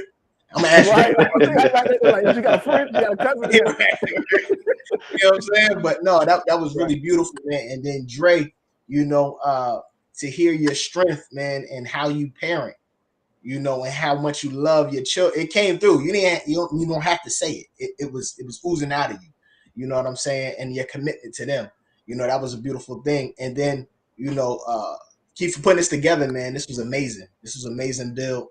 And I know when people play this back, they're gonna hear it, be inspired from it, to do more of the right stuff.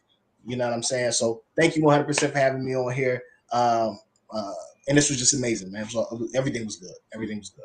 Absolutely. Bro, we locked in, and I appreciate you for joining us, and thank you for your contribution to our episode today. Dre. Yeah, man, that was a powerful session, man, and I think the people deserve more conversations like this, to be able to just sit at the table and listen to your brother, listen to your cousin, your uncle. Some real men have real conversations, because it's so much, like the brother said, so many people capping and pretending and playing games. Like, you don't get the real, you know what I mean? Unless you have somebody that really love you, they gonna tell you the truth. And for me, God has taught me to love people unconditionally. Mm-hmm. And so in loving people unconditionally, you have to tell the truth. You know what I mean? I'm not married anymore. I did go through a divorce in 2019, but me and the young lady, my ex-wife, we were together for 21 years. You know what I mean? And that's a long time to be with someone. But I will say, if someone had told me and asked me those questions before I got married, I wouldn't have gotten married. If they would have asked me, can you love somebody the way that you love yourself? The way that I was raised, I wasn't ready for that kind of love, because I was raised to take care of me. I was number one. You know what I'm saying? And so having that mentality of being raised to be this alpha male, to be this strong male, to be this dominant male, that's what I took into my marriage. And I made a lot of mistakes. You know what I mean? And I learned from them. I've been a great father because I have a great father. You know what I'm saying? But as far as unlearning the world way of handling relationships, that was my struggle. You know what I'm saying? Right. Because I unlearned all of that, grown women coming on to me at the age of 15. You know what I mean? Grown women telling me, you know what I mean, don't tell, like I was a teenager. So, you know what I mean? When you talk about broken men, I was one of them. Right. You understand what I'm saying? So for me being 47 now, of course I look at the world totally different now. I understand the world totally different now. I understand women totally different now. I know what love languages are. I know how to anticipate a conversation that's going to lead to me learning what their love language is without them even knowing what their love language is. Right. You understand what I'm saying? And most of the time, women just want quality time. Right? So that's going to be high up on some of their lists. And we will misconstrue that with adding all these other things that don't even matter. You know what I'm saying? Like, I know now my ex-wife, her love language was, she just wanted me. She didn't care. But when she met me, I was, you know what I mean, in my 20s, bro. Early 20s, sleeping in the attic at mom's in them crib. I ain't have no apartment complexes. I ain't have daycares and preschools and a bunch of real estate and a bunch of land and that. I ain't have none of that. And she ain't care. She ain't care about none of that, bro. All she wanted was to be up in the attic. She fresh out of college was to be with this young man. And me, over time, I learned it and I understand it better now. But back then, man, I didn't know. I'm thinking, all right, I'm gonna make these millions. I'm gonna do this. I'm gonna do that, and she gonna be good. I'll give her a business. you run that business, or you handle this account, or and she ain't want none of that, bro. All she wanted was that quality time. And so now it forces me, the crazy thing, it forces me to look at the love languages of my children. Right. So I can help them understand how to get their love tank full. Because when it's depleted, when it's empty, of course no one can get what they need from you. But when it's full, you'll give them anything because your love tank is full. So for me, this has been a great show, bro. I'm glad that we got it right. It wasn't meant for last week. It was meant for this week. Whoever's going to tune in, they're going to get what they were supposed to get out of it. And I thank God for that, because, maybe we wouldn't have had the time to even prepare what we were going to say, even though we thought we were, but God was like, nah, it ain't for now. I'm going to give you something else that people need to hear. It got to go next week. So the technical difficulties, to God be the glory that we had. Absolutely. Absolutely. And that's and you my real brother. And we say it all the time, Dre, we done made millions. Yeah, man. And we did a lot of things together. Yeah, and man. to know, and we say, listen, we already seen millions, we want billions now, and that's me and your conversation. You know what I'm saying, bro? That's ain't no other place to go, is it? Right, absolutely. You know what I'm saying, and the thing is to know that, and to hear you say, you know what, a lot of times women don't, they care, but they don't care, but they want, it's a relationship, it's a quality time. So, bro, I appreciate you, bro. And and thank you for joining us today, bro. I love you, Kyle. I love you. I got y'all back, man. And again, it's just the beginning. We got a lot to do, And then, last but not least, Tremaine, what's your final thoughts? Oh man, this is needed. It's very healthy, and it's needed for the simple fact that you'd be surprised how many young brothers just don't know. You know what I'm saying? Like it's things that I still be learning today where it's like that. I never knew, and a platform like this would definitely help, people avoid the pitfalls of,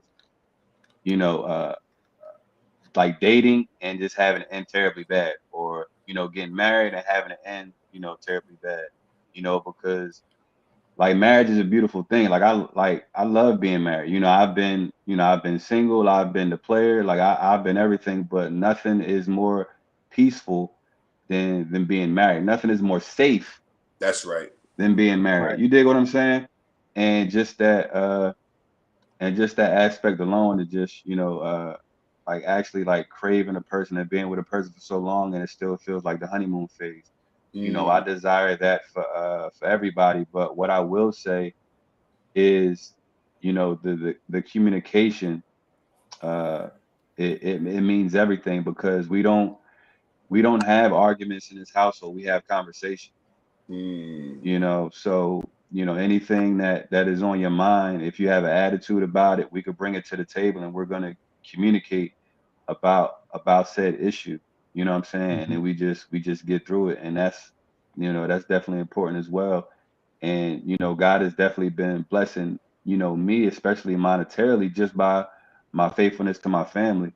So that's very important too, because it is men out here that are willing to be faithful to one woman, and that needs to be highlighted as well. So I hope we get a chance to do this again, because this is healthy conversation, and I definitely appreciate everything that everybody had to say, because it was definitely insightful for me, and I definitely from the heart I appreciate it. Absolutely, brother, and thank you so much, Tremaine, bro. You're a strong person, and you've been through a lot, and to see you say I'm committed to positivity and what's right beyond that, that speaks volumes in itself. And God, He gonna keep blessing you, right? Yeah, and God He gonna continue to bless every last one of you guys, right? And so viewers, thank you so much for tuning in to Date to Marry. Don't forget to visit our website, www.mainstreamdigitalnetwork.com/D2M.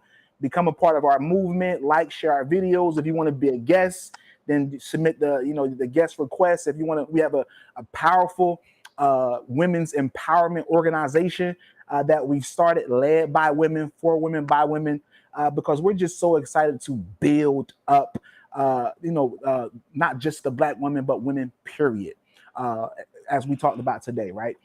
You can pre-order my book, How to Date to Marry. You can get that off my website as well. That's my second book. I'm so excited. My first book is on Amazon, Walmart, Barnes and Nobles, and I've already written like 5 books this year. And I'm just very excited about what God is doing in my life, and I'm looking forward to you guys being a part of it. Last but not least, we have an app that we are raising money for now. It's not like it's better than Tinder, it's better than Bumble. It's called the Date to Marry app. And this app is you're going to be able to download this on your iPhone, your Galaxy, right, iOS. And this is to help you find the person that God created for you, right? So it's a serious dating platform that we're super excited about. If you have ideas for it, you can submit it. We're looking, because we just want to make real positive change, right? And this is just the beginning, right? So you guys have a great night. God bless every last one of you, and we will see you next week. We're moving our episodes from Thursday nights to Sunday nights, right? So you'll get, if you want to stay updated, you can go on our website and you can subscribe to our mailing list. You get all the updates, and we just thank you so much for tuning in. Take care. God bless. Deuces. See you next week.